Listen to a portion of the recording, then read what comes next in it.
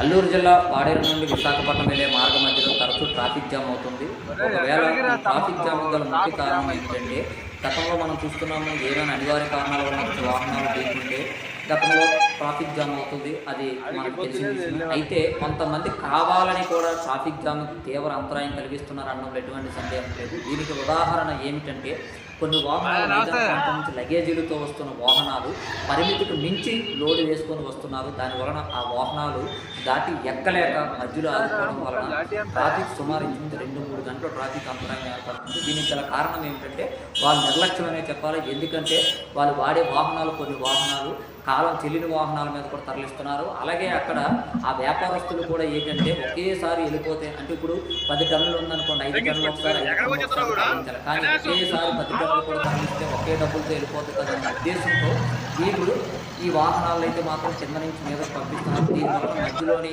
ఆ వాహనాలు ఆగిపోయి మరమ్మతులు గురవడం వల్ల మార్గం మధ్యలోనే ఆగిపోతున్నాయి. రోడ్డుకి మధ్యలో ఆగిపోవడం వల్ల తీవ్ర అంతరాయం ఏర్పడుతుంది.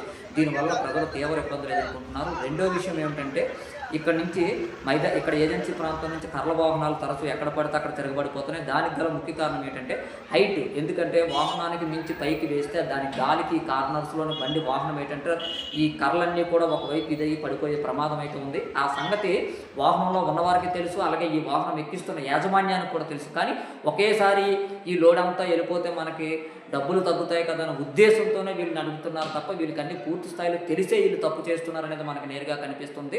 మరి ఇప్పటికైనా సరే వారి అధికార యంత్రాంగం అయితే మాత్రం సంబంధిత అధికారులు మేల్కొని అధిక లోడుతో వెళ్తున్న వాహనాలపై అయితే మాత్రం చర్యలు తీసుకోవాలి. లేకపోతే దీనివల్ల ఏంటంటే చూడండి, పక్కన విజువల్స్ చూడండి, ఈ మధ్యకాలంలోనే సుమారు ఒక కర్ల వాహనం తిరగబడిపోతే 2-3 గంటలు అక్కడ ట్రాఫిక్ జామ్ అయింది. దీనివల్ల ఎన్ని ఇబ్బందులు పడ్డారంటే ప్రజలు అన్ని ఇబ్బందులు పడ్డారు.